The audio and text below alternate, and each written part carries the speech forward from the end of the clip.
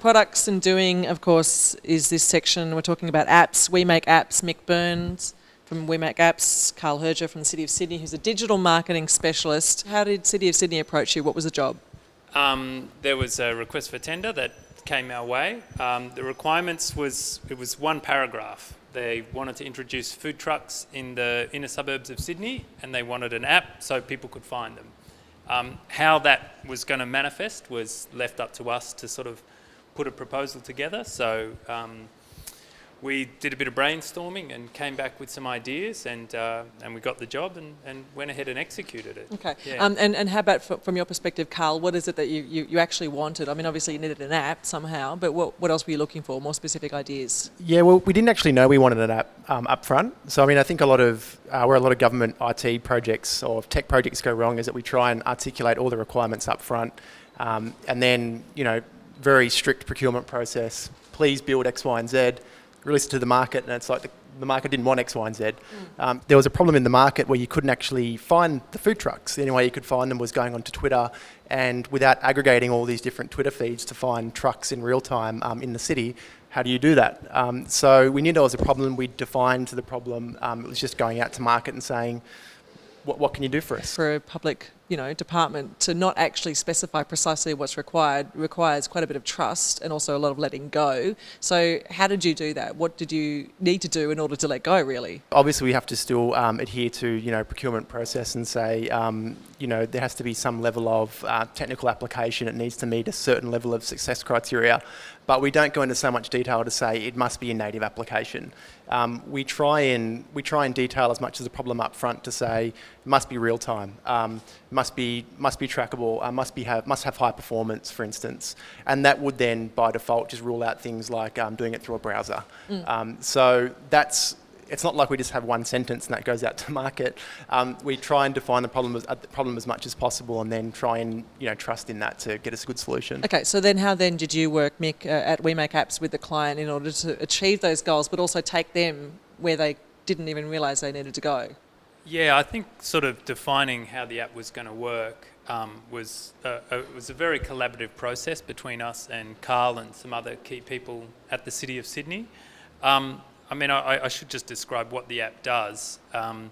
We realised that food trucks are a very unique kind of business. The location of the food truck is the most important thing for customers, but it changes. It changes a few times a day.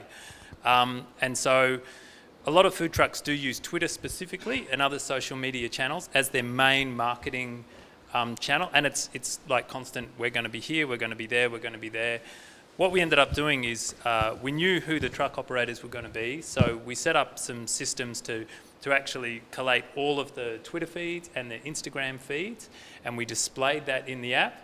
And then we built a whole nother system which involves a special app just for the food truck operators to sort of say, we're serving now, and got developed into scheduling systems. So in the app, you've got a map where all of the trucks are, and you've also got this feed of all of the information coming, direct from the food truck operators, who are, some of the most socially media savvy business people around. I mean, it's their lifeblood for their business.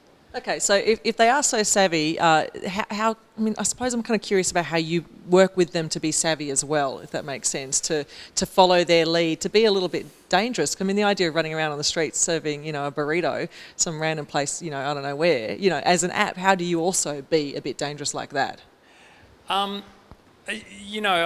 think this was an interesting situation where the app was one of the main things that the City of Sydney were providing for the food truck operators. It was part and parcel of the whole program of, establishing places for them to serve, and there was a bit of marketing and promotion, but it was all the marketing was in the app, and it was also the tool for people to be able to actually find the stuff. So the fact that this big initiative by the City of Sydney was putting everything on a smartphone app, and this was in itself a pretty, impressive thing certainly for us, for a government agency to decide to do.